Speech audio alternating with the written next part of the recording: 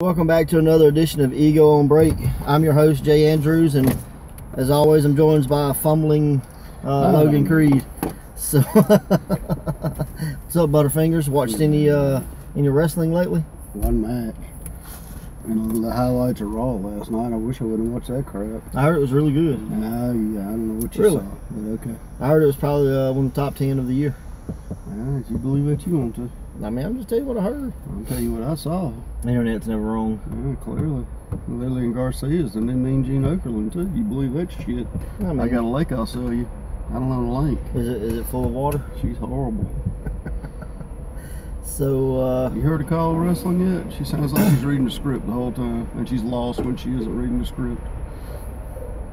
is she doing commentary? Yes, they made her the Renee Young. Yeah, that's Lillian Garcia. Yeah. Hell, something. I heard she was really good. She's really awful. Really? She's making history, though. I don't give a damn. You're not really like a history buff, what you're Yeah, saying? there's some bad history. There's a lot of shitty history too. There's some good stuff and some bad stuff. I got you. So, was there anything positive that came out of the highlights of Raw? Gotta be something. No. No? Wow. Not in my opinion. I got you. So, well, I'll take you down memory lane because I think you'll be as excited about it as I was. Okay.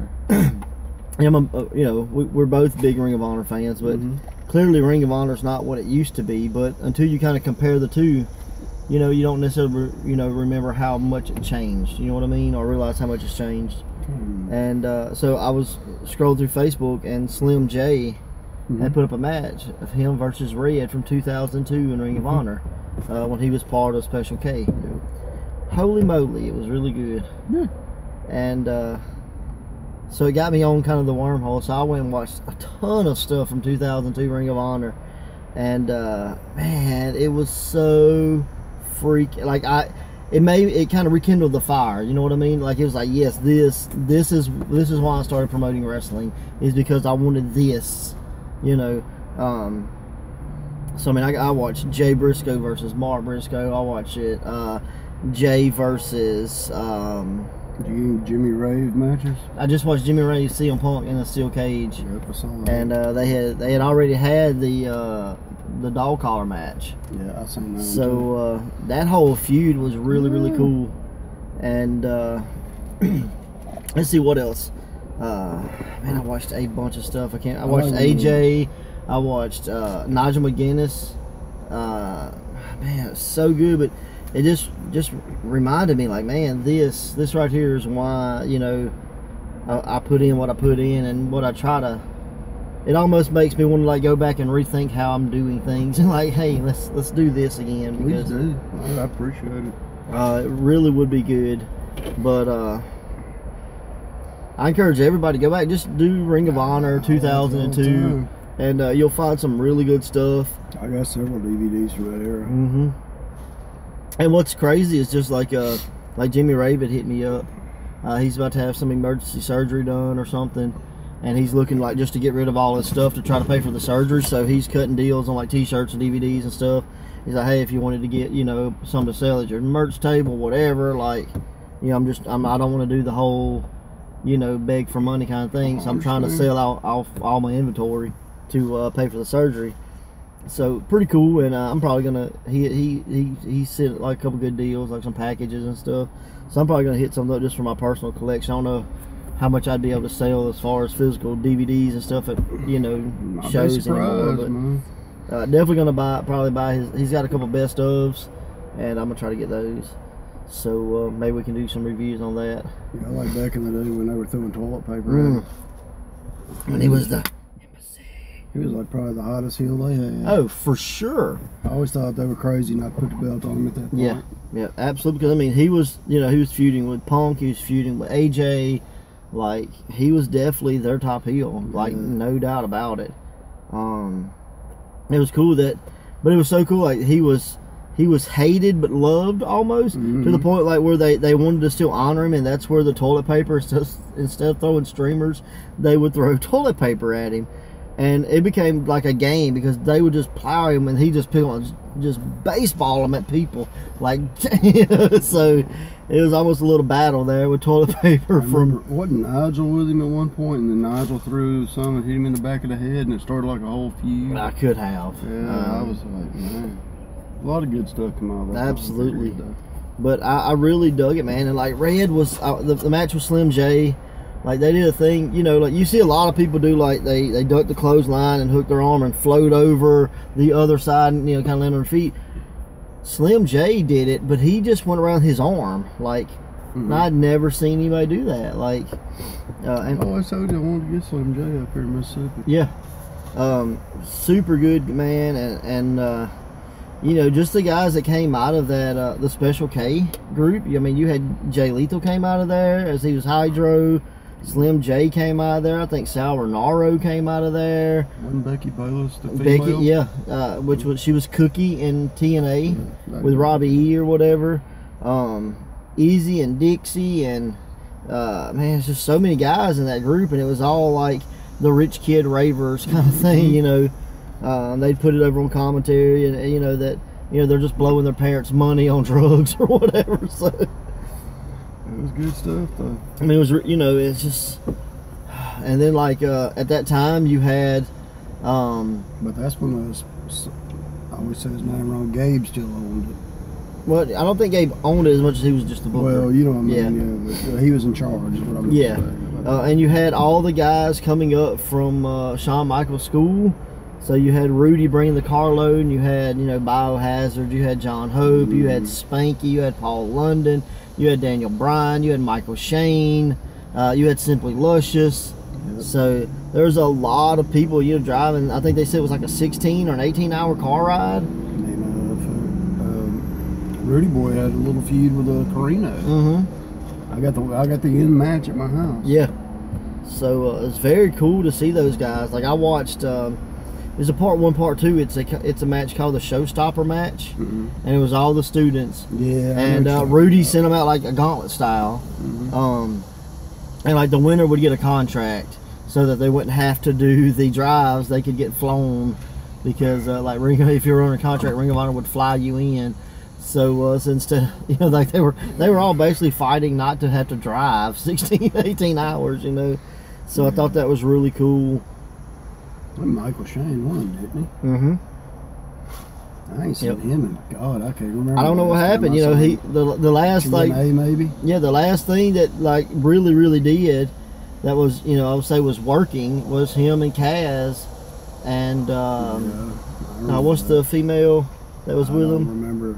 She had big old chest. All I can tell you. Tracy Brooks. That's it. Yeah, like they were together as a tag team, and I thought it had a lot of promise. Like they were doing some kind of weird dance when they come out to the ring. Yeah, maybe so.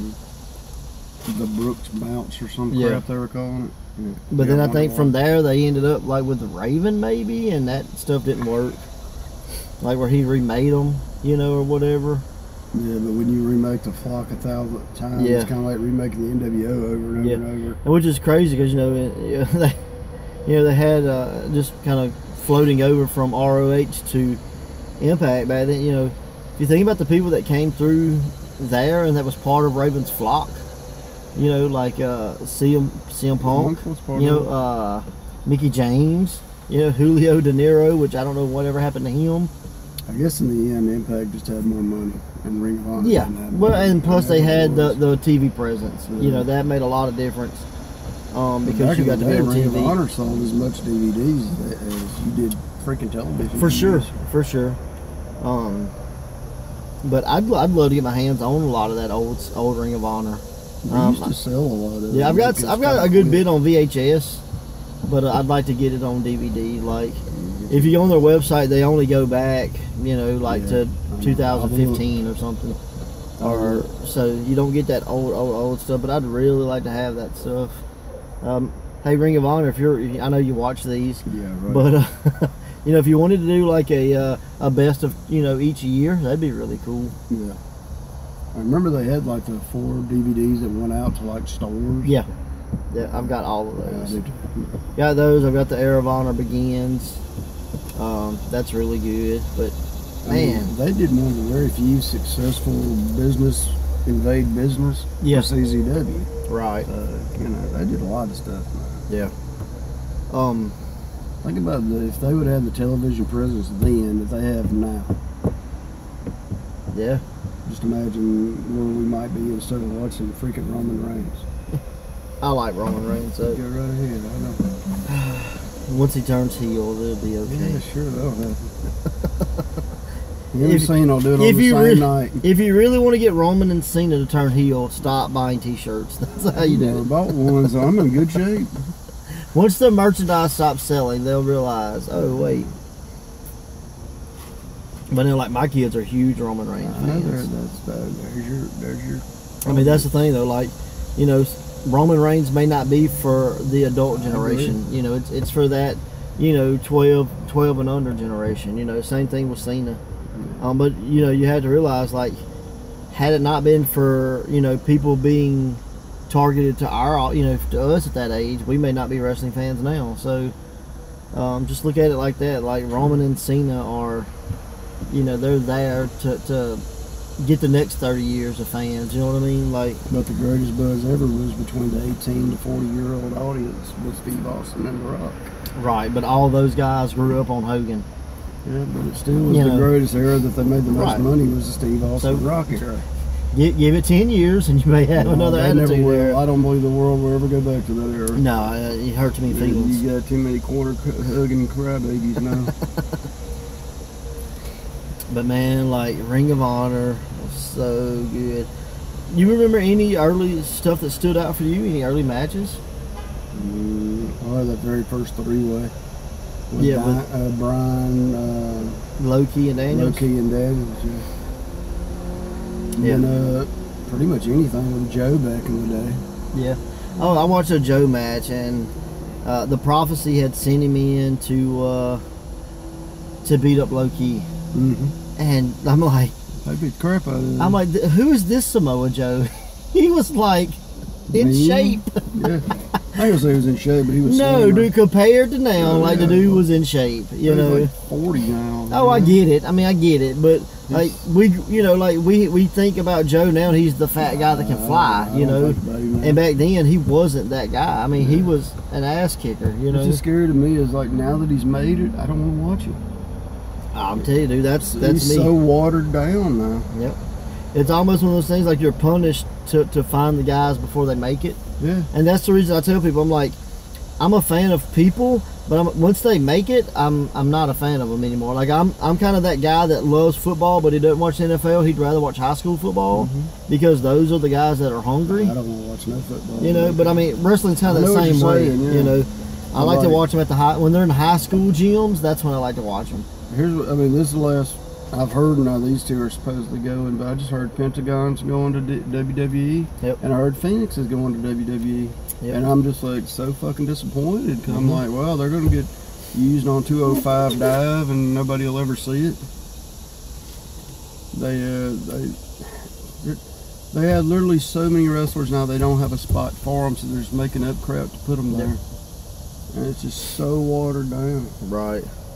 I mean, to me, that was the biggest thing with WCW. Like, I was listening to a thing earlier, and the guy was like, it was a joke, but he was going over like December of '98 or what with Glacier, and like naming the matches, and like Glacier's undefeated, and like the people he beat was like all jobbers, and I'm like, that's why, like, y'all had so many people, you couldn't build nobody because they beat nobody because you had so many people, you know.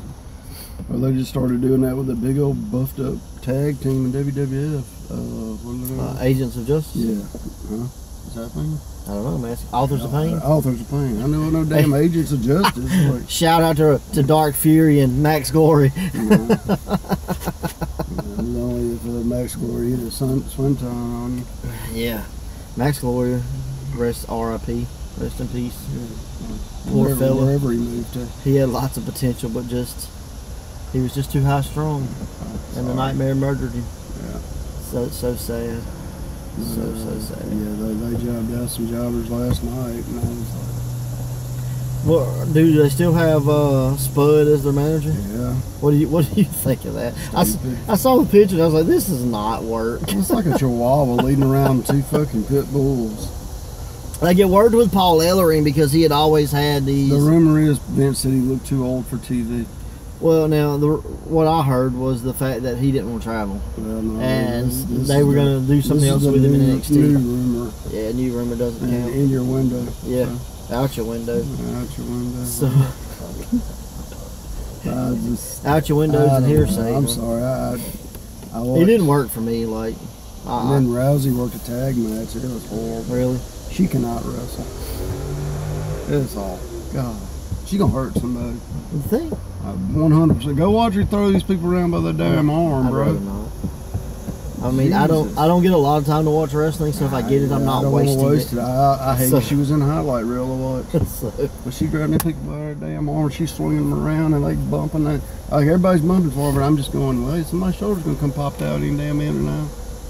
It's like, well, wow. well, you know, just jump on a little ego business. Like the throwing around made me think about something. I went by the Ego Dojo the other day, I was there. and no, this is after everybody left. My bad. And I had left, and I was gone about an hour. Realized I'd left something at the dojo. Came back, and noticed the light was on. So I just, you know, kind of peeked in because I wanted to know who was in the dojo. Nobody was supposed to be there, right?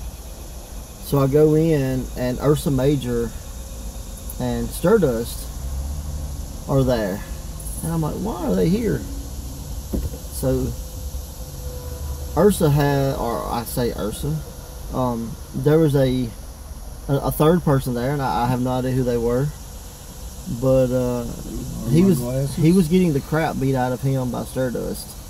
So, but that's the throwing around made me think about it because I walk in and Stardust has this guy like in a gorilla press, right? And like Ultimate Warrior style, just tossing him around the ring. Now the guy didn't weigh a ton, you know what I mean? He wasn't a huge guy, but I was surprised to see it. So I'm like, I bet. maybe Stardust is the world's greatest wrestler that doesn't wrestle, but he can wrestle, or either that, or you know, Ursa Major's teaching him some pointers, and I don't know if it's going to be good September the 22nd for the Cavemen, because I mean, I kind of looked at Stardust as a joke almost, you know, like, oh, this guy can't wrestle. I mean, he was definitely smart. He outsmarted Orion and Adam Priest. But I mean, imagine my surprise when he's got this dude above his head. You know, it's crazy. But go ahead. The throwing around made me think about that. Powers. So I mean, there could have been a wire hanging from the building. The guy Sturdy could have walked away like a pinata. I don't know. And we can't afford no wire. So, but yeah, man, that just the throwing around made me think about it. But you know, back to Ring of Honor. Like, there was a lot of factions, like, or these small factions. You had the Second City Saints. You know, you had the Carnage Crew. You had Special K. You had the Prophecy. Generation Next. That's probably the best one to know. Okay, that was going to be my question. Was like, out of all those guys, all those groups, like, was there a favorite for you? No. Generation Next. Now, did you like the version that included Matt Sydal or not? No. Yeah. By that point, I thought They we were trying to be a face thing. They Right. didn't really care for that. Their heel faction was But the way original, the Alex Shelley, Austin Aries, better. Roderick Strong, and Jack Evans, Mhm. phenomenal. Like, I have that DVD. I have the Generation X DVD. I got so. several DVDs with their matches, but they were just so much more brutal, man. Yeah. And Yeah. that was probably. Was that when Aries had the belt? I can't remember. If he didn't have it, he was on his way to may get have it. been, yeah. you know. But it may have been his build up to getting the Yeah, belt. yeah. Because Yeah. like that was kind of the gimmick was, like they were all they basically took over the show. Yeah. And they formed, and the event was Generation Next. It wasn't necessarily their name, but they just took it because that's where they formed. And remember, then they broke off, and like everybody kind of had their own little group. Yeah, so you had like the Vulture Squad, and It the never really No Remorse took off course. great. it was like it almost reminded me of when the Nation broke apart, Yeah. and you had the gang warfare there. Mm-hmm. God changing his motorcycle game. That was awful. Skull and 8-Ball and Crush. It was Crush in his motorcycle game. Whatever. Yeah, dude, that's one of my favorite factions though. Is the DOA, the Disciples of Apocalypse. I thought it did on Arrival. Yeah, okay. It was better than Los Boricuas. I can't agree with that. You had a big hairy guy on there with a muscle shirt. He didn't cry though. So.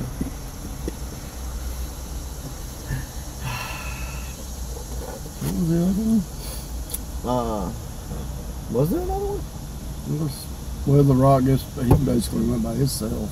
Well, no. You had the New Nation, which was Savio and Crush broke away from Farouk and started their own groups. That's true. And then feuded with Rock, Mark Henry, D-Lo, and Farouk. That's right. Owen come at the end of the other one. That's right. Or the Godfather, or not the Godfather. What's he called in the Nation? Kama Mustafa. Yeah, I think he became the Godfather within that time. Right. Once The Rock took over the Nation, he became he became Ice-T. His pimp. Yeah. Persona. His pimp phase. Become upon him. All right. We'll end this up, wrap it up, but I want to give them a match from old ROH to watch. Just randomly in your head. But how you gonna find it? Well, I mean, good luck. Look for it on YouTube. But I'm gonna throw one out there, and you throw one out. Okay. I can give you a match, and I know they have at least one of them up. All right. Well, you give us a match. Nigel McGuinness versus Bryan Danielson. Okay. And there'll be at least 2 or 3 out there. I'm gonna say go watch the street fight between Paul London and Michael Shane. The street fight was really good. Is that when they're chanting "Please don't die"? Yes. Yeah, I got that. And it's this is the first time I've ever seen somebody lay the ladder on the ropes, and he ran up the ladder and dove off to the floor or whatever. He does a shooting star press off a ladder that shouldn't have been standing. Yes, that's it. Like the damn thing was about to fall over. So, yeah, go check those out. I'm pretty sure you can find them on YouTube. And just go explore what really made me a fan of independent wrestling, for sure. And then September 22nd, we are back at the Hideaway in Jackson, Mississippi. We got Phil Invincible 2. We've got the Federated Champion Chance Allren coming in. Fans, send your votes to the Ego page. So you'd like to see him wrestle. Stardust and Ursa Major face Wes Warren and Alex Graves. If Ursa and Stardust win, the Cavemen can no longer tag. So I want to ask you one more thing before we get out of here. Has it just come out like a couple of days ago that I saw? But about Aldis and Cody doing the rematch up in Tennessee. Yeah. What do you think? It's still like the 70th. 70th NWA anniversary. Yeah, words are hard. So honestly, it's gonna let me know. It's gonna show everybody that they're serious with rebuilding it, because I feel like they take the belt off of Cody, they're gonna take a step backwards. I can figure out how to get tickets, and if I'm off, I'm debating on actually trying to go. Yeah. So I think that's gonna be really cool, and I really like that idea. You think he'll retain? I hope he retains. I mean, I really hope, but I don't know. I hope so, but I got a bad feeling that he won't. I think in best interest of both Cody and NWA, that a good little 6 to 8 month run wouldn't hurt. Shit, I'd say a year. I mean, a year would be perfect, but I'm just saying, more, at least let him get a couple title defenses, but I understand contracts and politics and all that good stuff, so who knows. November 3rd, Great Southern 8, Jackson, Mississippi. It's going to be huge. We've released 6 names. We've got Steve Anthony from Louisiana, Teddy King from Kentucky, Dax Anthony from Florida, Cabana Man Dan from Alabama, Trevor Ayon from Georgia, and just last night we released Joey Lynch representing Tennessee. Sorry, pulling that all off my head. So November 3rd, 7th Annual Great Southern 8. September 22nd, Phil Invincible 2, big night at the Hideaway. Check those Ring of Honor matches out, and just go down the rabbit hole and see what else you can find. Let us know if you see something from ROH in the past that maybe we should watch, and we'd love to check that out. Later, guys.